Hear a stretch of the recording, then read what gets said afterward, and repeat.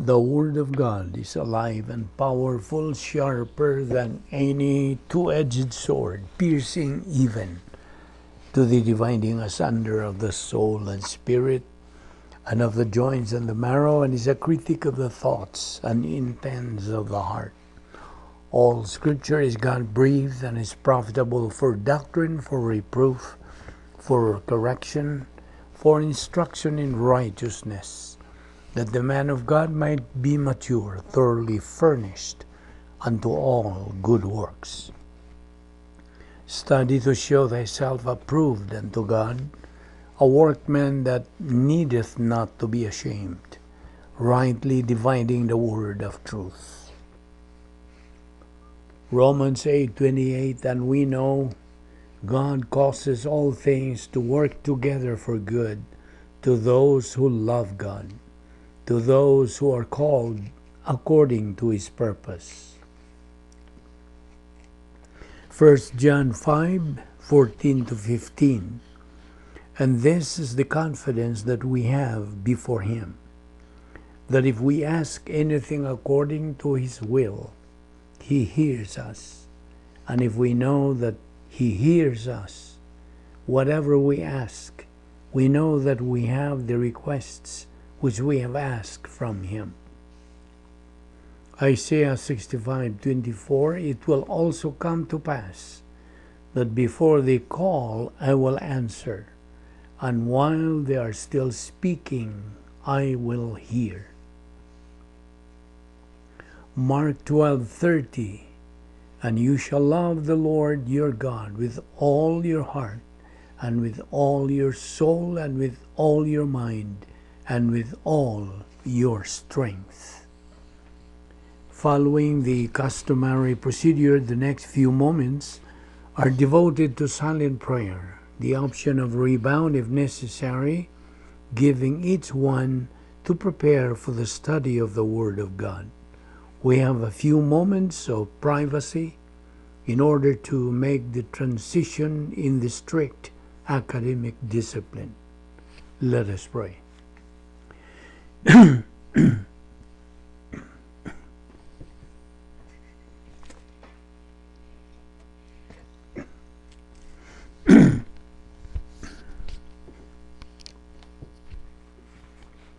We consider it a privilege, Heavenly Father, to have this opportunity of fellowshipping with Thee in the Word. We pray that God, the Holy Spirit, will take a portion of what we're going to study today and make it a source of blessing and challenge, as well as contributing to our acceleration to the high ground to maturity. We know that without this, we have no real purpose to remain in this life unless we attain that maturity, since we have been given the logistical support of grace on which to do so. And therefore may we fulfill that objective as we persist in our assimilation of your word. We ask all this in Christ's name. Amen. Welcome everyone once again to our Bible study today. Our passage is in Romans chapter 6, okay? And Romans chapter 6 is extremely important. We will be dealing here with our objectives. But it's impossible to attain those objectives unless we understand the mechanics involved in relationship to the baptism of the Holy Spirit, current and retroactive positional truth. We will recall that when Adam fell, two rulerships replaced the rulership of Adam. First of all, Adam was the ruler of the world, and Satan superseded him. And at the present time and until the second advent will continue to be the ruler of this world. The second rulership has to do with our genetically formed old sin nature. The old sin nature, as we already know in the previous studies, is the sovereign of life, ruling through spiritual death. Now, I believe it is very necessary at this stage to review some doctrines or to review some principles more than doctrines. Before we begin our exegesis of chapter 6, verse 1, let us recall some principles regarding the integrity of God. This is one of the most essential of all doctrines in understanding experiential Christianity. We define the integrity of God as that part of divine essence known as holiness. And holiness is composed of justice and righteousness. Justice being man's kind of point of reference since the fall. The love of God had previously been the point of reference in the garden, and under the beautiful conditions of the garden, actually perfect environment. We have in the garden perfect persons plus perfect environment equaling a perfect age. Perfect persons plus perfect environment equaling a perfect age. And the love of God was the reference. There were two things that we have now in our history that did not exist prior to the fall. There was no grace involved, and there was no relationship with the integrity of God. The integrity of God was not involved, neither his righteousness nor his justice. Love was the point of reference, and love provided for perfect persons, perfect environment, and they had a perfect age. The only possibility of losing all of this was the one test of perfect environment, which was the tree of the knowledge of good and evil. Satan's policy as the ruler of this world and the old sin nature function as the sovereign of human life. There was then the warning of justice found in Genesis 2:17 and the prohibition of the fruit of the tree of the knowledge of good and evil. Now, in righteousness, the divine love for holiness or integrity is revealed. And in justice, the divine hatred for sin and evil is also revealed.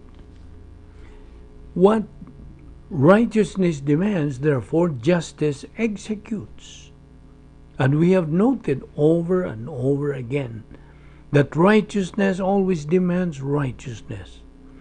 Justice demands justice, and this includes not only God's judgment of the human race in segments where it is required, but God's blessing of the human race where it is possible.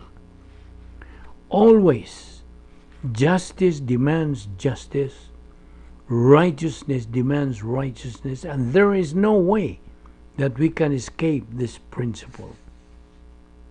Grace is not a bypass in this principle, but grace uses this principle. And this is, of course, emphasized in the importance of the work of Christ on the cross. The integrity of God then superseded the love of God in judging our sins on the cross. And the imputation of divine righteousness of salvation is the basis for all of our blessings in time as well as in eternity. Remember once again that righteousness demands certain things of justice, and justice is the executor, and justice can only bless. All blessing comes from the justice of God. since the fall of man. Justice can only bless where perfect righteousness exists. Self-righteousness brings cursing from the justice of God, while the imputed righteousness of God is the source of blessing. And this takes us back to the fact that all blessing that we will ever have in time or in eternity comes from the justice of God. And as its recipient, the righteousness of God in time, and in eternity, the resurrection body minus the old sin nature added to the righteousness of God. So that there is a grace pipeline, and on one end is the justice of God. On the other end is the righteousness of God. Righteousness and justice are the integrity of God. Remember that. Righteousness is the principle of divine integrity, and justice is the function of divine integrity. And in this way, we have an encapsulation of the pipeline, grace pipeline. Righteousness and justice encapsulate this pipeline. Therefore, listen, there is no way for human good to intrude. There is no way for any system of works to intrude. I mean, any system. You see, there is some illegitimate system of works we call legalism. There is also a legitimate system of works which have been classified generally as and related to prayer and witnessing and doing things around the church and doing good things in the community and getting involved. And some of that is legalism, and some of that is legitimate, and some of it is authorized. But again, there is no system of works, even that which is commanded by the Word of God, ordered by the Word of God, which will ever advance you 1 inch in the Christian way of life. Listen to this. Production is always a result. Production is not a means of spirituality. Production is not a means of anything. It is a result. And certainly, there is production, but production is a part of the ambassadorship. And an ambassador has already been stabilized in a situation. And when you are stabilized in certain stages of spiritual growth, there will be production. But you're just kidding yourself whenever you do anything, and you think that there will be a star in your crown. And that includes many things that you do. Many of you are doing wonderful things around, perhaps in your congregation, but again, they are not the basis for reward, nor are they the basis for blessing from God. Do you understand that? Many of you are doing things to the point of being sacrificial in doing that. Many of you are spending a great deal of your time, maybe in teaching the young in the prep school, or maybe handling administration. Now, the baptism of the Holy Spirit that occurs at the moment of salvation is not an experience, not speaking in tongues, not having an emotional action of some sort or another. It is not ecstatic. It is not emotion. It is not something we experience. Listen, it is something that God does for us. Did you hear that? It is something that God does for us. Always, blessing comes from what God does for us. Never does blessing come because of what we do for God, whether it is legitimate or not. No. This doesn't in any way destroy working around the church, knocking on doors, or whatever people do which they allege is working for God, and in some cases really is. This is not even the issue. The issue is, listen, that when you reach certain stages of spiritual growth, as a part of your ambassadorship, you will have certain production. And this production is not a means of receiving blessing from God. It is not.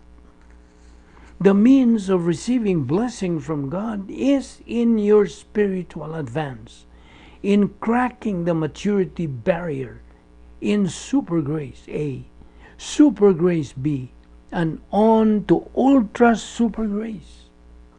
And your eternal reward is raw, as fantastic blessings in time are not going to come from the things that you do, but inevitably and always there is a simple principle.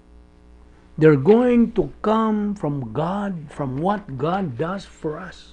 Never what we do for God, but what God does for us. Listen, and listen very well. There is no such thing as bribing God or receiving from God on the basis of what you do. And do you know what? There is no way that you are ever going to receive one thing from God on the basis of what you do. Legitimate, ordered, and commanded by the Word of God. You see, all the commands of the Word are based upon spiritual advance or spiritual growth. And spiritual growth is doctrine resident in the soul. And again, this does not preclude works.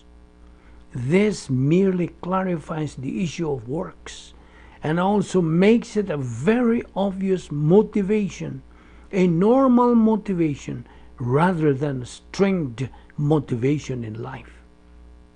Remember the three adjustments that man has to the justice of God: salvation, rebound, and maturity adjustments to the justice of God.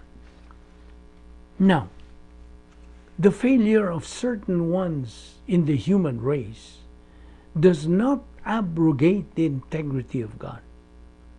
Past failures on the part of anyone else are our own failures, does not abrogate the integrity of God.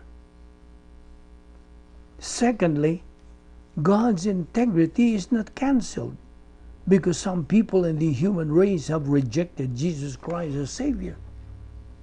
Thirdly, God's integrity is not cancelled because believers fail to utilize logistical grace, or lack of integrity in mankind does not ever cancel the integrity of God. 5. Salvation adjustment to the justice of God results in imputed righteousness. Salvation maladjustment results in condemnation from the justice of God.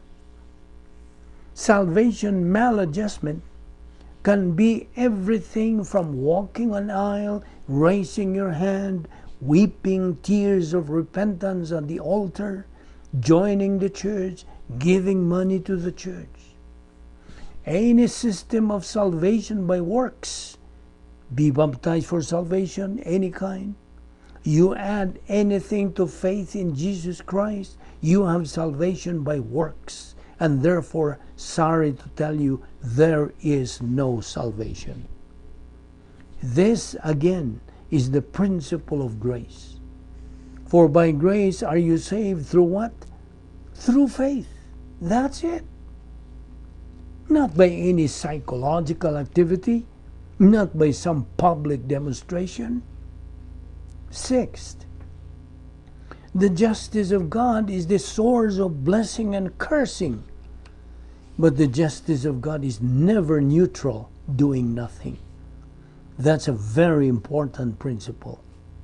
The justice of God is the source of blessing and cursing. But the justice of God is never neutral, doing nothing. 7. Therefore, whether justification or condemnation, the integrity of God is maintained. Always, the integrity of God is maintained. Glorification of God demands the maintenance of the integrity of God. Glorification of God from the time of the fall to the end of history is related to the integrity of God. Tomorrow we will take up the 8th. Let us pray. With your heads bowed and your eyes closed, we're going to spend the closing moments of our worship service, our Bible study, addressed to those without Christ, without hope, and without eternal life. The Lord Jesus Christ does not want to see anyone drink the cup of judgment. And there's only one way not to drink of that cup, and that is to believe in the Lord Jesus Christ as Savior. The Scripture says, "For God so loved the world that He gave His only uniquely born Son, that whoever believes in Him shall not perish, but have eternal life." You see, all the barrier has been removed. There is no more sin between us and God. Our relative righteousness no longer matters. What matters is, what do you think of Christ? The only thing that we have to boast of is the work of the Lord Jesus Christ. And so right where you sit right now, you can become a believer in the Lord Jesus Christ and secure your eternal future. It is as simple as saying, "Father, I believe." And now, Heavenly Father, we thank you again for your wonderful word, for the look into the past and the look into the future, and by it we know that you are God. We thank you, Father, for all that you have done for us, and we pray that we might not forget our past and our future. May we love our life and live it in the light of eternity. We ask this in the name of our Lord Jesus Christ. Amen.